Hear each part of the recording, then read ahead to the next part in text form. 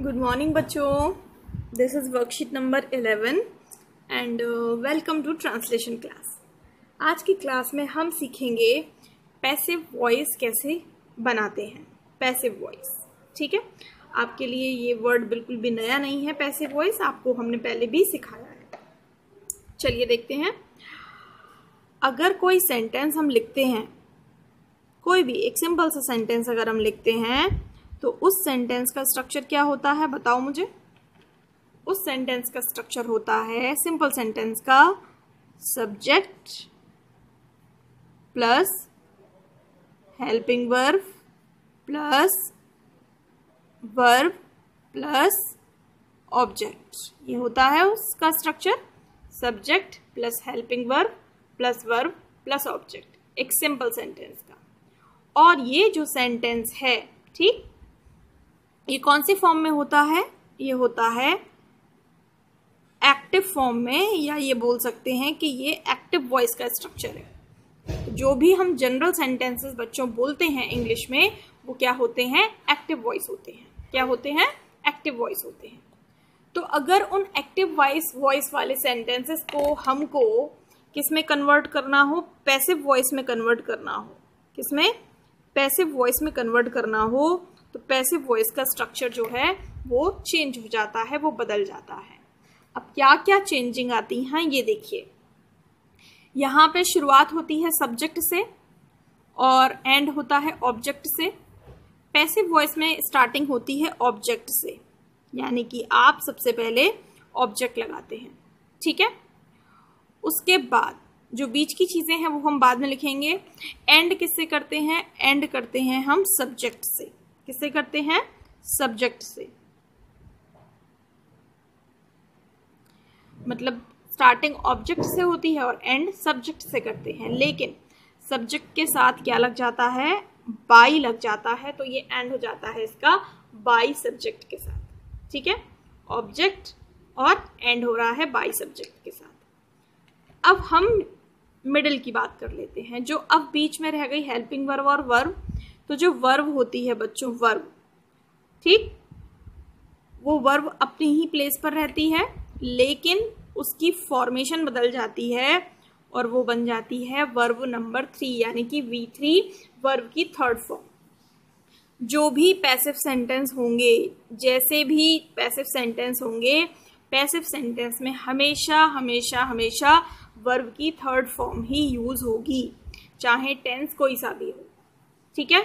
Object, last में by और subject, और वर्ब की थर्ड फॉर्म फिक्स है।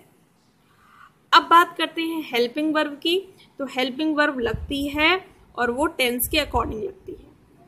Object plus helping verb plus verb की third form plus by subject, ठीक है ना। तो हेल्पिंग वर्ब जो एक्टिव वॉइस में लगती है, पैसिव वॉइस में उससे अलग हेल्पिंग वर्ब लगती है। पैसिव वॉइस में उससे अलग हेल्पिंग वर्ब लगती है। अब कैसे लगती है वो, तो देखिए 3 टाइप के टेंस होते हैं, प्रेजेंट टेंस, पास्ट टेंस और future tense. Present tense, past tense और फ्यूचर टेंस, 3 टाइप के टेंस होते हैं।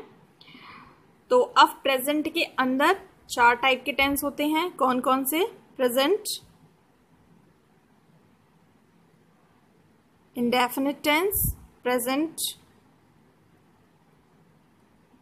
Continuous tense, present perfect tense और प्रेजेंट परफेक्ट कंटिन्यूअस टेंस, ठीक है। इसी तरह से पास्ट में भी 4 ही होते हैं, past indefinite, past continuous, past perfect और past perfect continuous.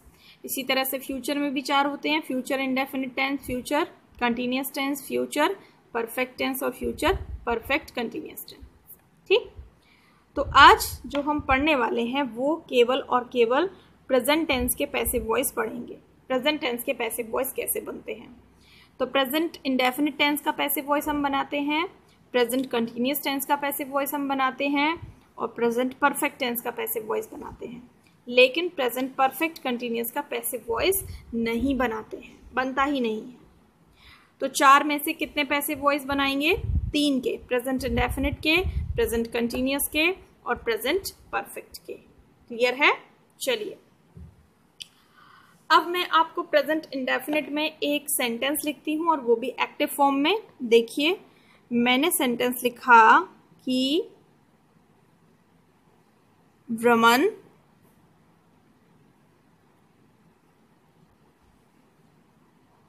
Pledge football. Raman plays football. ठीक है, ये प्रेजेंट इंडेफिनिट में है। देखो सब्जेक्ट है, हेल्पिंग वर्ब नहीं आती है तो वर्ब है और वर्ब में एस लगा हुआ है, और फुटबॉल जो है वो क्या है बच्चों? वो है आपका ऑब्जेक्ट, और ये एक्टिव फॉर्म में है। अब इसे हम पैसिव फॉर्म में चेंज करेंगे तो क्या करेंगे? देखिए फुटबॉल से स्टार्ट करेंगे तो फुटबॉल, फुटबॉल प्लस क्या आएगी? हेल्पिंग वर्ब आएगी यहाँ पर।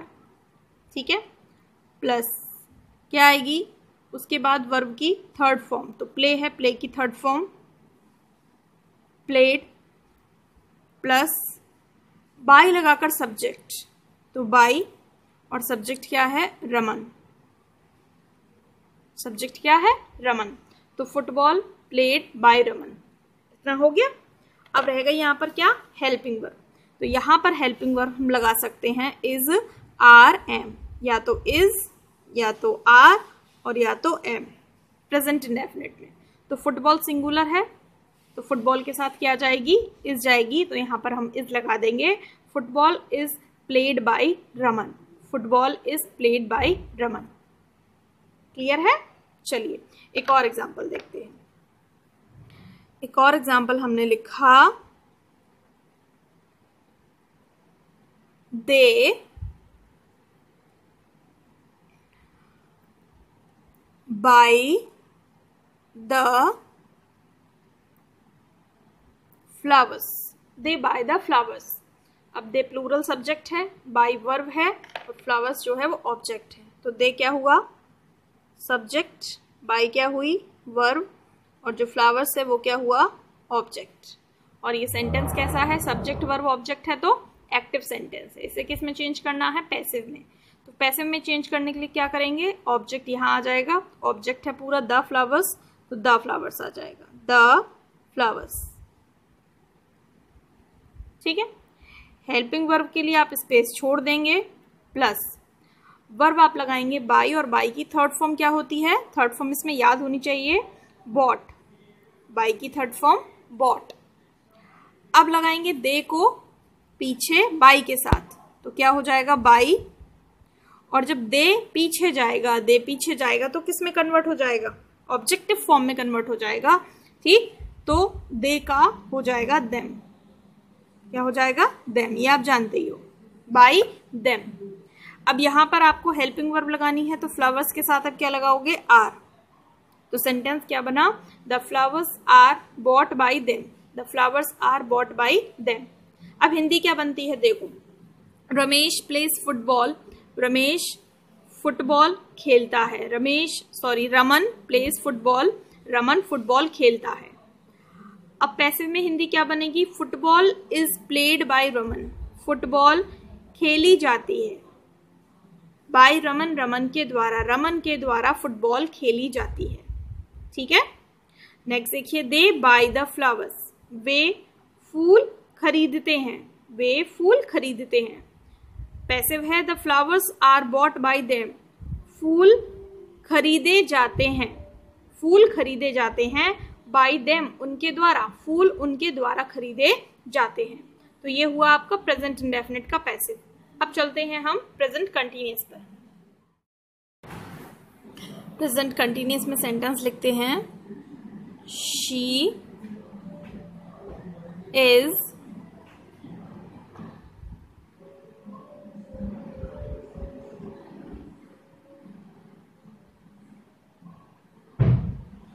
Calling me.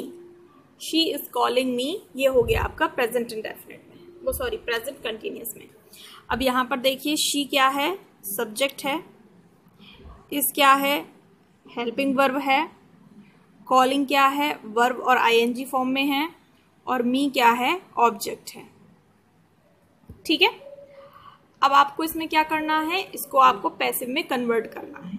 इसको क्या करना है, इसको आपको पैसिव में कन्वर्ट करना है। कैसे करेंगे देखिए, ऑब्जेक्ट से स्टार्ट करेंगे तो मी जो है वो सब्जेक्ट बन जाएगा, मी आगे आ जाएगा।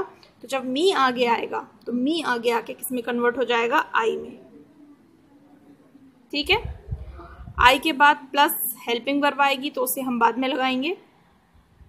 उसके बाद वर्ब की थर्ड फॉर्म, तो कॉल की थर्ड फॉर्म कॉल्ड, और शी पीछे चला जाएगा, और पीछे जाएगा तो कैसा हो जाएगा, बाई के साथ शी का बाई हर, शी चेंज हो जाता है हर में, तो शी का हर, तो आई कॉल्ड बाई हर। अब हेल्पिंग वर्ब क्या लगानी है, यहाँ ऑलरेडी इज लगी हुई है। ठीक है, तो यहाँ हम इज नहीं लगाएंगे, तो यहाँ हम क्या लगाएंगे, यहाँ हम लगाएंगे, देखो कंटिन्यूस की जो पहचान होती है वो होती है हमेशा आईएनजी से, और आईएनजी इसमें नहीं है, तो यहाँ पर हमें पता नहीं चल पाएगा कि ये कंटिन्यूस का पैसिव है या नहीं है। तो यहाँ हमें कोई ना कोई तरीके से इसमें आईएनजी देनी पड़ेगी। तो कैसे देंगे देखिए, इज आर एम ही रहेगी, तो आई के साथ क्या जाती है, एम। ठीक है, और एक और वर्ड अपनी तरफ से ऐड कर देते हैं, और वो हमेशा फिक्स्ड होता है और वही रहता है, वो है बीइंग। क्या है, बीइंग। तो ये पूरी हेल्पिंग वर्ब बन जाती है, एम बीइंग, इज बीइंग और आर बीइंग, ये दिखाने के लिए कि ये जो टेंस है ये कंटिन्यूअस टेंस है। तो I am being called by her, I am being called by her, I am being called by हर, ये है इसका पैसिव। चलिए एक और सेंटेंस लिखती हूं मैं, we are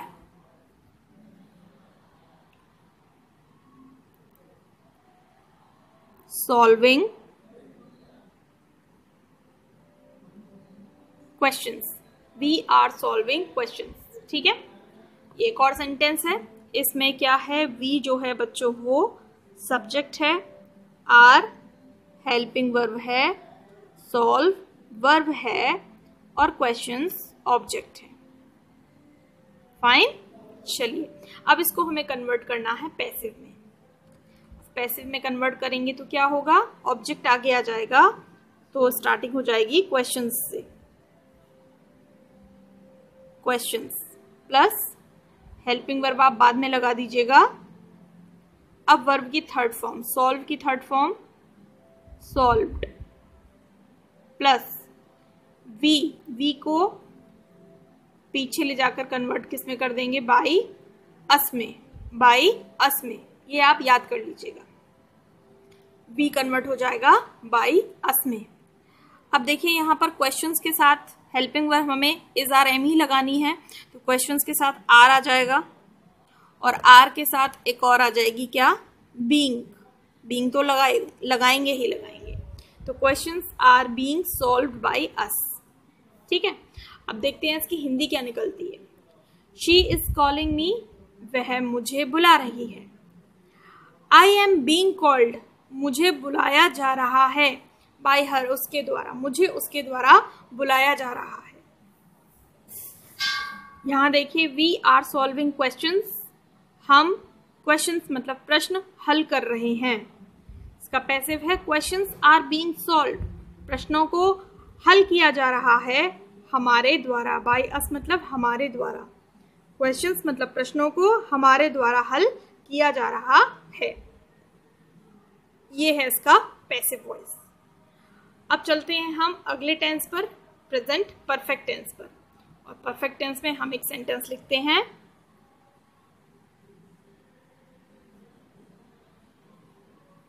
he has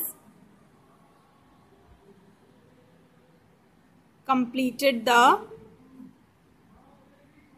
work, ये प्रेजेंट परफेक्ट टेंस में है, he has completed the work। अब यहाँ पर क्या है, he जो है वो सब्जेक्ट है, has हेल्पिंग वर्ब है, कंप्लीटेड वर्ब है और थर्ड फॉर्म में है, और वर्क जो है वो ऑब्जेक्ट है। अब आपको बनाना है इसका पैसिव। आप कैसे बनाएंगे इसका पैसिव? देखिए, ऑब्जेक्ट को यहाँ ले आएंगे तो द वर्क आ जाएगा, the work plus helping verb के लिए आप स्पेस छोड़ दीजिए, बाद में लगाइएगा, प्लस वर्ब की थर्ड फॉर्म, तो वर्ब थर्ड फॉर्म में ही है तो जो वर्ब है वो उसको वैसे ही लगा देंगे कंप्लीटेड, और प्लस ही जब पीछे जाएगा तो किस में कन्वर्ट हो जाएगा? बाई हिम में, बाई हिम में। ठीक है, अब इसमें वर्ब क्या लगाएंगे? यहाँ पर हेल्पिंग वर्ब लगी हुई है हैज़, तो यहाँ पर भी हैज़ ही लगेगी, कोई और नहीं लगेगी, तो वर्क के साथ आ जाएगी हैज़। अब जिस तरह से वहाँ हमने बीइंग लगाया था उसी तरह से यहाँ हम हैज़ के साथ क्या एक और वर्ड लगाने वाले हैं? Been, has been. क्या लगाने वाले हैं? Has been. The work has been completed by him, the work has been completed by him. ध्यान रखिएगा, बीन अलग है और बीइंग अलग है। बी में आईएनजी लगा दो तो बीइंग बन जाता है, और बी की थर्ड फॉर्म बना दो तो बीन हो जाता है।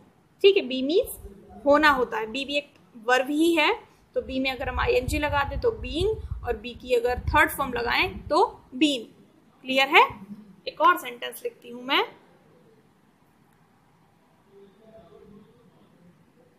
You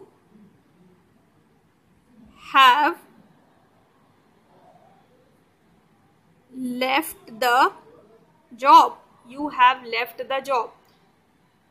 अब यहाँ पर you जो है वो सब्जेक्ट है, have हेल्पिंग वर्ब है, left वर्ब की थर्ड फॉर्म है, और job ऑब्जेक्ट है। ठीक है, इसको पैसिव में कन्वर्ट करना है आपको। आप कैसे कन्वर्ट करोगे? जॉब आपका यहाँ आ जाएगा the job, plus helping verb आप बाद में लगाना, वर्ब की थर्ड फॉर्म लेफ्ट, लेफ्ट ही रहेगी, प्लस यू पीछे जाएगा तो क्या कन्वर्ट हो जाएगा? बाई यू में, बाई यू में। अब आप हेल्पिंग वर्ब लगा दीजिए, तो जैसा मैंने आपसे कहा हैज हैव है तो हैज हैव ही आएगा, तो द जॉब, जॉब के साथ हैज क्योंकि सिंगुलर है, और उसके साथ आपको एक और वर्ड अपनी तरफ से लगाना है, और वो क्या है? Been, has been. तो सेंटेंस क्या बना? The job has been left by you. Is it clear? Very good. अब देखते हैं हम इनकी हिंदी क्या बदलती है। He has completed the work, वह काम कंप्लीट यानी कि खत्म कर चुका है, वह काम खत्म कर चुका है। इसका पैसिव है the work has been completed by him, काम को खत्म किया जा चुका है, बाय हिम उसके द्वारा, काम को उसके द्वारा खत्म किया जा चुका है। ये इसमें डिफरेंस आएगा। सेकेंड सेंटेंस देखिए, you have left the job, तुम नौकरी छोड़ चुके हो या तुमने नौकरी छोड़ दी है। इसका पैसिव है the job has been left by you, नौकरी को छोड़ा जा चुका है तुम्हारे द्वारा, तुम्हारे द्वारा नौकरी को छोड़ा जा चुका है। तो जो किसी भी टेंस का जो बेसिक स्ट्रक्चर है वो तो वही रहता है। अगर आप यहाँ एक्टिव में ये बना रहे हो कि तुम काम खत्म कर चुके हो, तो पैसिव में भी यही बनेगा, काम खत्म किया जा चुका है। तुम नौकरी छोड़ चुके हो तो पैसिव में भी ये बनेगा, नौकरी छोड़ी जा चुकी है। तुम बाहर जा रहे हो तो पैसिव में भी ये बनेगा, बाहर जाया जा रहा है। ठीक है, तो जो टेंस में आप एक्टिव बनाते हो उसी टेंस में पैसिव बनता है। हिंदी जिस तरह से एक्टिव में निकलती है उसी तरह से पैसिव में निकलती है, बस बनाने का और लिखने का तरीका थोड़ा सा बदल जाता है। ठीक है, तो अब मैं आपको बताती हूँ कि जब आप सब्जेक्ट को ऑब्जेक्ट फॉर्म में कन्वर्ट कर देते हो, मतलब पीछे ले जाते हो, तो कौन कौन से सब्जेक्ट किस किस फॉर्म में चेंज हो जाते हैं। देखो, सबसे पहले हम लिखते हैं अपना उत्तम पुरुष वाले, यानी कि आई। तो आई और आई के बाद दूसरा है वी। तो आई को अगर आप पीछे ले जाओगे तो वो किस में कन्वर्ट हो जाएगा? बाई मी में। I is converted into by me. We किस में कन्वर्ट हो जाएगा? बाई अस में, बाई अस में। उसके बाद आपका सेकंड पर्सन यू, मध्यम पुरुष, यू कन्वर्ट हो जाएगा बाई यू में, बाई यू में। उसके बाद आपके अन्य पुरुष थर्ड पर्सन स्टार्ट हो जाते हैं ही, तो ही कन्वर्ट हो जाएगा बाई हिम में, याद कर लीजिए इसे, ये हिम। उसके बाद आपका शी कन्वर्ट हो जाएगा बाई हर में, बाई हर में। और उसके बाद आपका दे कन्वर्ट हो जाएगा बाई देम में, बाई देम में। और उसके बाद है आपका इट, और इट कन्वर्ट होकर यही रहेगा बाई इट, बाई इट। ठीक है, तो अगर आप सब्जेक्ट को पीछे ले जाएंगे तो ये ऐसे बन जाएंगे। और अगर पीछे इसी फॉर्म में दिए हुए हैं me, us, you, him, her, them, it, और इन्हें आप आगे लाते हैं तो ये ऐसे बन जाएंगे। मी को आगे लाएंगे आई हो जाएगा, अस को आगे लाएंगे वी हो जाएगा, यू को आगे लाएंगे यू ही रहेगा, हिम को आगे लाएंगे ही बन जाएगा, हर को आगे लाएंगे शी बन जाएगा, देम को आगे लाएंगे दे बन जाएगा, और इट को आगे लाएंगे इट बन जाएगा। ठीक है, अब एक इंपॉर्टेंट बात मैं आपको बताती हूँ। देखिए, एक सेंटेंस मैंने लिखा है आपके सामने, he is running, he is running. ठीक है, इस सेंटेंस को देखिए, इसका टेंस आइडेंटिफाई कीजिए। टेंस कौन सा है? Present continuous tense, PCT, short में लिख दिया मैंने पीसीटी। अब इसमें देखिए क्या क्या है। इसमें आपका सब्जेक्ट है, इसमें आपकी हेल्पिंग वर्ब है, और इसमें आपकी वर्ब है आईएनजी फॉर्म में। अब आपसे बोला जा रहा है कि आप इस सेंटेंस को पैसिव में कन्वर्ट कीजिए। तो अब आप सोचिए कि क्या आप इस सेंटेंस को पैसिव फॉर्म में कन्वर्ट कर सकते हैं? Can you convert the sentence into passive form? The answer is no. Why? इसका रीजन है कि हमको पैसिव में कन्वर्ट करने के लिए किसकी जरूरत होती है?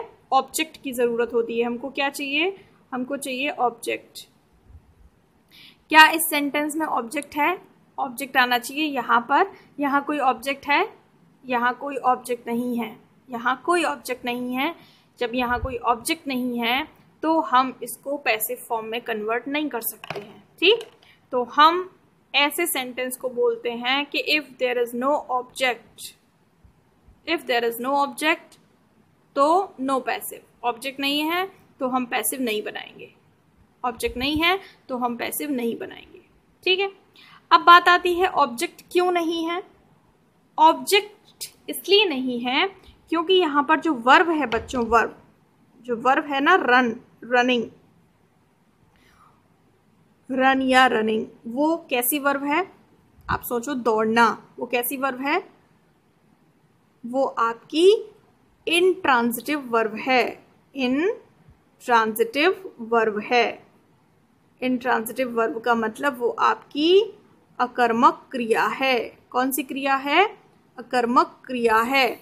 और अकर्मक क्रिया में हमको किसी ऑब्जेक्ट की ज़रूरत नहीं होती है।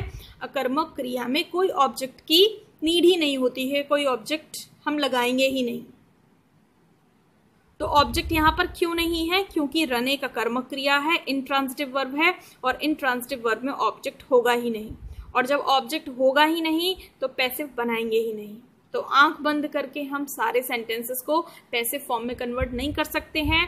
केवल हम उन्हीं सेंटेंसेस को पैसिव फॉर्म में कन्वर्ट करते हैं जिनकी वर्ब ट्रांजिटिव होती है, जिनकी वर्ब ट्रांजिटिव होती है। जैसे मैंने लिखा कट, तो ये जो कट है वो ट्रांजिटिव वर्ब है, उसके साथ ऑब्जेक्ट चाहिए, वो एक ट्रांजिटिव वर्ब है, मतलब सकर्मक क्रिया है।